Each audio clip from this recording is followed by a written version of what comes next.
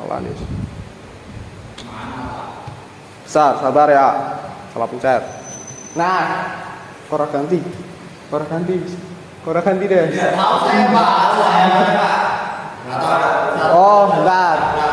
Lama cewa.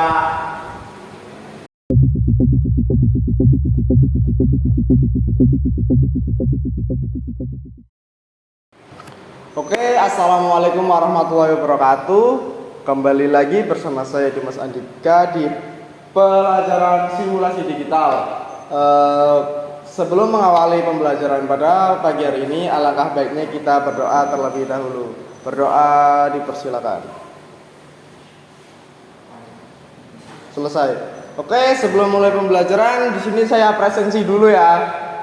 Yang pertama ada Rauf. Hadir.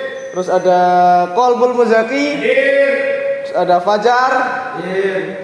Noval. Oh, Noval tidak hadir. Sakit. Oh, sakit. Terus ada Benny. Hadir. Ada Kafid. Hadir Pak. Oke, yang tidak hadir ada Mas Noval ya. Oke, kita langsung saja masuk ke pembelajaran. Kali ini kita akan membahas logika dan algoritma. Sebelum masuk lebih dalam ke pembelajaran ini, kita juga harus tahu apa sih tujuan pembelajaran kita tentang logika dan algoritma. Nah, yang pertama ini ada agar siswa memahami konsep dasar logika. Lalu yang kedua juga ada agar siswa dapat menerapkan logika dalam pembuatan algoritma. Jadi nantinya logika dan algoritma itu saling berkaitan satu sama lain. Lalu yang ketiga ada siswa dapat menyelesaikan permasalahan sederhana dengan menggunakan algoritma yang tepat. Nah, pada materi kali ini kita akan membahas 6 subbab pada pelajaran kali ini. Yang pertama ada definisi logika, fungsi logika, jenis-jenis logika, definisi algoritma, contoh algoritma, dan bentuk-bentuk algoritma. Lalu yang pertama kita langsung masuk ke definisi logika. Nah, logika sendiri itu berasal dari kata logos yang bermakna hasil nalar yang diutarakan dalam kata dan dinyatakan dalam bahasa. Nah, kata logos ini berasal dari bahasa Yunani. Nah, beberapa definisi logika menurut para ahli di sini yang saya ambil ada 2. Yang pertama dari Dr. Anders Khalid Marbuko, yaitu logika adalah ilmu pengetahuan tentang asas, aturan, hukum-hukum, susunan atau bentuk pikiran manusia yang dapat mengantar pikiran tersebut pada suatu kebenaran. Lalu yang kedua ada pendapat dari Dr. Andes Haji Abdul Ahmadi, di mana logika adalah suatu studi yang sistematis atau ilmiah tentang prinsip umum yang menentukan kesatuan validitas, cara menarik kesimpulan terhadap masalah-masalah yang diperbincangkan. Nah, dari kedua pengertian atau definisi logika menurut para ahli dapat ditarik beberapa kesimpulan, di mana yang pertama ini logika itu harus bersifat sistematis. Lalu yang kedua, logika juga harus bersifat ilmiah, dan yang ketiga, logika itu berfungsi untuk menarik kesimpulan atau bisa juga untuk menyelesaikan masalah. Selanjutnya kita lanjut ke fungsi logika. Nah, ketika kita berbicara tentang fungsi berpikir logika, tentu saja ada banyak sekali manfaat yang akan kita rasakan. Beberapa fungsi logika yang saya ambil di sini ada 4 dari beberapa fungsi logika yang ada. Yang pertama ada melatih berpikir objektif dan cermat. Nah, fungsi logika yang pertama itu melatih berpikir objektif dan cermat itu sangat penting. Kenapa? Karena jika kita tidak memiliki logika yang baik dan cermat, maka kita akan mengalami sebuah kesalahan dalam mengumpulkan sebuah informasi. Nah, kesalahan pemrosesan informasi tersebut ini bisa menyebabkan hal-hal yang tidak baik yang akan dialami oleh seorang individu. Lalu yang kedua di sini ada melatih berpikir sistematis dan efisien. Tentunya ini juga tidak kalah pentingnya dengan fungsi logika yang pertama yang tadi, di mana jika seseorang sudah merasakan manfaat melatih berpikir sistematis dan efisien, tentunya orang tersebut akan merasakan hidup yang lebih praktis, lebih sederhana, dan bisa dibilang itu lebih satset dan juga punya banyak waktu luang untuk melakukan hal-hal positif. Untuk yang ketiga ada lagi di sini membantu berpikir secara teratur. Nah, ini juga tidak kalah penting dari dua fungsi tadi. Untuk membantu berpikir secara teratur ini memudahkan kita komunikasi dengan lawan komunikasi kita. Semisal kita tidak perlu menjelaskan hal-hal itu, tidak perlu muter-muter terlebih dahulu agar lawan komunikasi kita paham dengan apa yang kita bicarakan. Lalu yang terakhir itu ada menarik kesimpulan. Nah, untuk fungsi yang terakhir kan ada menarik kesimpulan. Dari fungsi menarik kesimpulan tersebut kita dapat menentukan jenis-jenis logika. Di sini untuk jenis-jenis logika itu ada dua. Yang pertama ada deduktif dan yang kedua ada induktif. Perbedaan dari deduktif dan induktif ini cuma kebalikannya saja ya. Di deduktif di sini dijelaskan penarikan kesimpulan yang bergerak dari pernyataan benar yang umum ke khusus. Sedangkan pada induktif penarikan kesimpulan yang bergerak dari pernyataan benar yang khusus ke umum. Kalau deduktif itu dari umum ke khusus, kalau induktif itu dari khusus ke umum. Lah, apa sih bedanya pernyataan umum dan khusus? Di sini bisa kita lihat contohnya. Untuk deduktif ini ada pernyataan umum, semua siswa SMK harus disiplin dan bertanggung jawab. Sedangkan khususnya itu Sandi adalah siswa SMK. Nah, di sini bisa kita lihat untuk umum ini kita mencakup semua siswa SMK. Sedangkan untuk yang khusus di sini kita hanya mencakup Sandi, bahwa Sandi adalah siswa SMK. Nah, bisa kita lihat juga yang di induktif. Di sini untuk yang khusus ada Devi rajin belajar yang mendapat hasil yang memuaskan, lalu Yuda rajin belajar yang mendapat hasil yang memuaskan. Lalu kesimpulannya di sini siswa yang rajin belajar akan mendapatkan hasil yang memuaskan. Nah, untuk khususnya di sini ada Devi dan Yuda, dan untuk umumnya di sini ada siswa. Oke, selanjutnya kita menuju ke algoritma. Yang pertama ada definisi algoritma. Nah, di sini algoritma berasal dari kata algoritm yang berarti proses penghitungan dalam bahasa Arab. Definisi secara umum algoritma di sini diartikan sebagai deskripsi dari urutan perintah logis untuk menyelesaikan masalah yang disusun secara sistematis. Seperti yang sempat saya singgung tadi di awal, di sini antara algoritma dan logika itu berhubungan satu sama lain.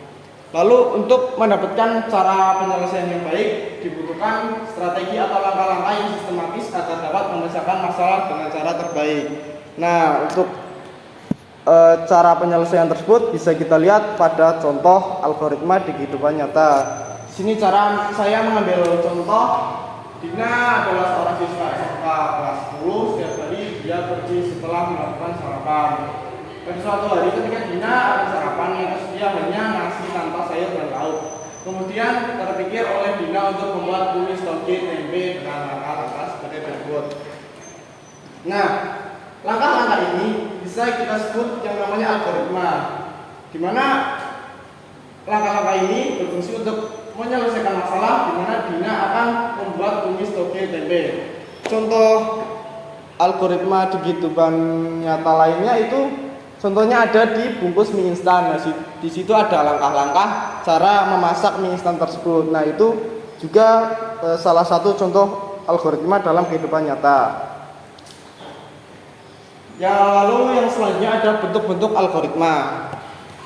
Nah, di sini bentuk-bentuk pengomunikasian algoritma itu ada 3. Yang pertama ada flowchart, yang kedua ada procedure code, dan yang ketiga ada bahasa pemrograman. Untuk flowchart sendiri ini merupakan seperti rangkaian yang akan kita buat dalam bentuk bagan alir atau diagram. Lalu procedure code ini seperti pendeklarasian variabel, lalu langkah-langkah seperti input, if yang akan tentunya nanti bisa kita lanjutkan ke bahasa pemrograman. Nah, untuk pembahasan lebih lanjutnya mungkin tentang materi ini kita akan bahas di pertemuan selanjutnya. Untuk sejauh ini apakah ada yang ingin ditanyakan? Saya Pak. Ya, apa? Apa Pak bedanya itu pseudocode sama bahasa pemrograman? Nah, kalau pseudocode ini kita itu belum bisa dijalankan, ini masih kayak seperti rancangan gitu. Kalau bahasa pemrograman ini bisa disebut implementasi dari flowchart dan pseudocode yang sudah bisa dijalankan sebagai sebuah satu program seperti itu. Apa ada yang mau ditanyakan lagi? Mungkin cukup.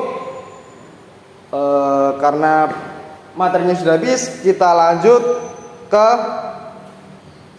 Nah, di sini kita ada kuis untuk menguji seberapa paham teman-teman tentang logika dan algoritma. Silakan bisa buka linknya dan masukkan kodenya.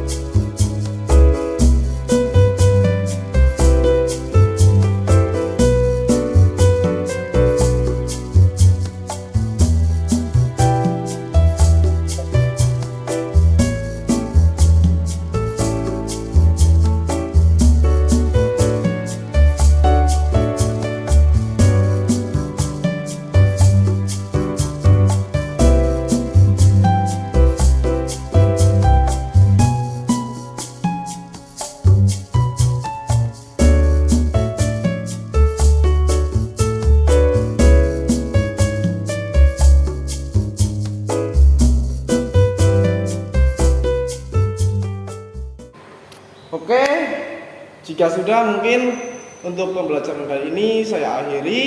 Tapi sebelum kita mengakhiri pembelajaran kali ini, alangkah baiknya kita berdoa terlebih dahulu. Berdoa dipersilakan. Selesai.